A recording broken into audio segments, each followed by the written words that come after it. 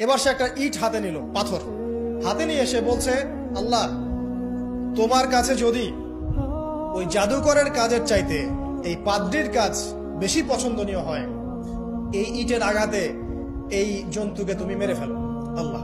এ বলেছে বিসমিল্লাহ বলে পাথর নিক্ষেপ করলো, নিক্ষেপ করার সাথে সাথেই জন্তু ডেড।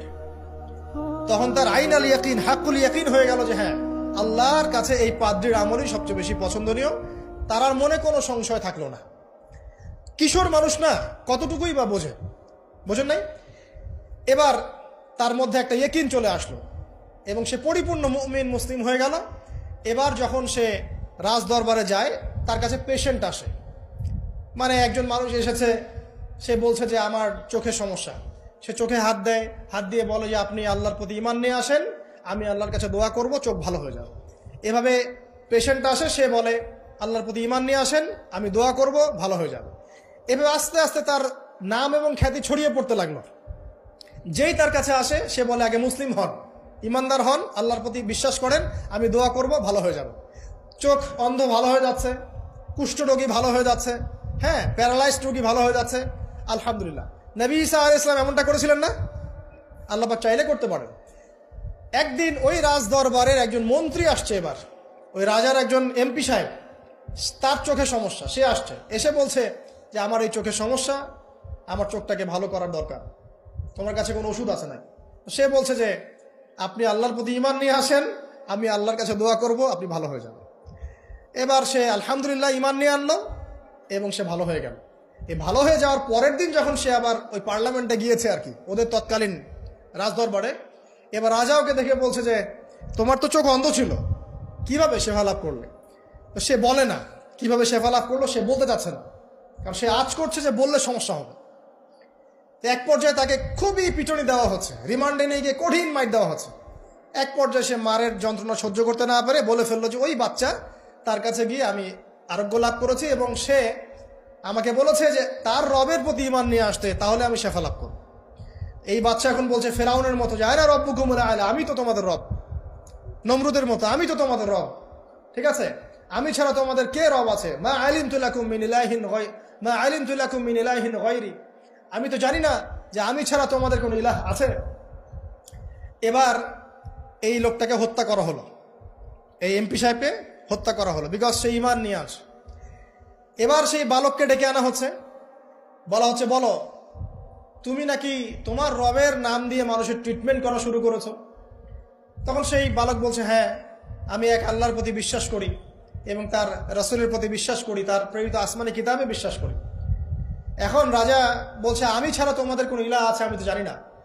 এই সৈন্যবাহিনী শোনো, এই বালককে ধরো, ধরে নিয়ে গিয়ে উঁচু পাহাড়ে নিয়ে যাও, ওখান থেকে ফেলে দাও। কথা বুঝতে পারছেন? এবার তাকে নিয়ে যাওয়া হলো, ক্রস ফায়ার দেওয়া হবে, এবার উপরে নেওয়া হয়েছে, একদম পাহাড়ের উপরে। এবার ওই বালক উপরে উঠে একটা দোয়া করছে, এই দোয়াটা সবাই শিখে নেন। ওই বালক উপরে উঠে দোয়া করছে আল্লাহুম্মা কফিনিহিম বিমা শি'তা, আল্লাহুম্মা কফিনিহিম বিমা শি'তা, আল্লাহুম্মা কফিনিহিম বিমা শি'তা। পাহাড় থরথর করে কাঁপা শুরু করলো এবং ওই সৈন্যবাহিনী পাহাড় থেকে পড়ে গেল, বালকের কিচ্ছু হলো না। আমি কিন্তু বানোয়াট কোনো গল্প বলছি না, এটা কোরআন থেকে বলছি এবং এটা তাফসীর, আপনি যে কোনো তাফসীর পড়েন, মারিফুল কোরআন, তাফসীর ইবনে কাসির, জালালাইন পড়ে দেখেন, জাস্ট পড়ে দেখেন আমার সাথে ডিবেট করার আগে। এবার সে বালক হেঁটে হেঁটে চলে আসলো রাজদরবারে। আবার কি ব্যাপার, তুমি মরো নাই? না, আল্লাহ আমাকে বাঁচিয়েছেন, আমার রব আমাকে বাঁচিয়েছেন। আবার পাঠানো হচ্ছে আরেক দল সেনাবাহিনীকে নিয়ে, যাও এবার ওকে সমুদ্রে নিয়ে যাও, সমুদ্রের মাছ সমুদ্রে ডুবিয়ে দিবে একদম। আবার সে ওখানে গিয়ে বলল আল্লাহুম্মা কফিনিহিম বিমা শি'তা, হে আল্লাহ, অর্থ হচ্ছে হে আল্লাহ, আমার বিপক্ষে যারা আছে আপনি যা দিয়ে ইচ্ছা ওদের বিরুদ্ধে আমাকে সাহায্য করেন। অর্থটা হচ্ছে এমন, আল্লাহুম্মা কফিনিহিম বিমা শি'তা, আল্লাহ আপনি আমার জন্য যথেষ্ট হয়ে যান, ওদের বিরুদ্ধে আমার জন্য যথেষ্ট হয়ে যান, যা ইচ্ছা তাই দিয়ে আপনি হেদায়েত করুন, মানে আমাকে হেফাজত করুন, ঠিক আছে?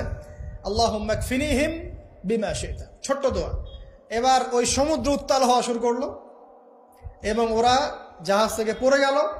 এই বাচ্চা সেফলি আবার চলে আসলো রাজদরবারে, বিশ্বাস করছেন না? চলে আসলো। এবার আসার পরে বলছে, শোনেন, আমাকে এভাবে মারতে পারবেন না, আমাকে এইভাবে মারা যাবে না, আমি আপনাদেরকে বলে দিচ্ছি কিভাবে আপনি আমাকে মারতে পারবেন। তো বাচ্চা বলছে, কিভাবে মারতে পারবো বলো। তখন সেই বাচ্চাটা বলছে যে আপনি সমস্ত এলাকার মানুষকে এক জায়গায় জড়ো করবেন, মানে পুরো নেশনের যত মানুষ সবাইকে একটা মাঠে নিয়ে আসবেন, মাঠের মাঝখানে একটা গাছ রোপণ করবেন বা একটা কিছু স্তম্ভ নির্মাণ করবেন, সেখানে আমাকে বেঁধে ফেলবেন। বেঁধে ফেলার পরে আমার এই ধনুক থেকে একটা তীর বের করবেন, তীর বের করে আপনি নিজ হাতে এই তীরটাকে নিশানা দিবেন, দিয়ে বলবেন বিসমিল্লাহ আল্লাহর নামে, বিসমিল্লাহ আল্লাহর নামে, বিসমিল্লাহি রব্বি হাযাল গোলাম বলে ছুড়বেন। অর্থ হচ্ছে আমি এই রবের, আমি এই বাচ্চার রব, আমি এই বাচ্চার রব আল্লাহর নামে তীর ছুড়লাম, এটা বলে তীরটা নিক্ষেপ করবেন, তাহলে আমি মরবো, তার আগে মরবো। কথা কি বুঝতে পারছি? এবার তাই করা হলো, সমস্ত এলাকার মানুষকে এখানে জড়ো করা হলো।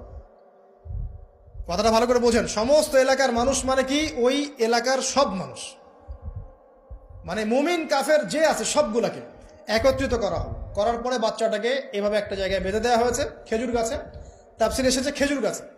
এবার সে এখান থেকে তীর বের করে, বাচ্চা বলছে বিসমিল্লাহি রব্বি হাযাল গোলাম, নিক্ষেপ করলো। তীরটা ঠিক, আল্লাহ পাকের দৃষ্টি দেখেন এত সূক্ষ্ম, ওইটাই বর্ণনা করেছেন। তীরটা ঠিক বাচ্চার এই জায়গায় লেগেছে, এই যে মাথার এইখান থেকে লেগে এদিকে বের হয়ে গেছে। হ্যাঁ, কে বুঝি নাই?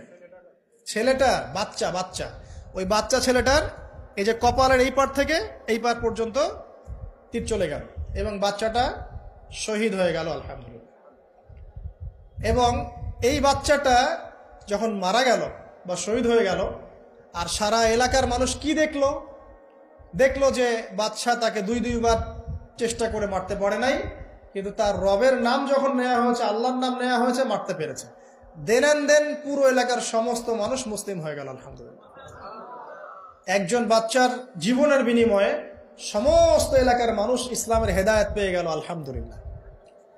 এবার বাচ্চার মাথা তো আরো খারাপ, একটাকেই সামলাতে পারছিলাম না, এবার তো সমস্ত এলাকার মানুষ মুসলিম হয়ে গেছে। এখন কি করবেন? এখন সেনাবাহিনীকে আদেশ করা হয়েছে সমস্ত মানুষগুলোকে জড়ো করো, জড়ো করে একটা গর্ত খোঁড়ো, একটা গর্ত খুঁড়ে সেখানে আগুন জ্বালাও, আগুন জ্বালিয়ে সমস্ত মানুষকে ফেলে দাও। দৃশ্যটাকে কল্পনা করতে পারছেন? একটা পুরো এলাকার মানুষকে একটা মাঠের মধ্যে একত্রিত করে সেখানে আগুন জ্বালিয়ে সবাইকে সেখানে ফেলে দেওয়া হলো এবং তারা চতুর্দিক থেকে এটাকে অবলোকন করতে লাগলো, মজা উপভোগ করতে লাগলো। এটাই আল্লাহ পাক বলছেন, কুতিলা আসহাবুল উখদুদ ইয হুম আলাইহা কুউদ ওয়া হুম আলা মা ইয়াফআলুনা বিল মুমিনিনা শুহুদ।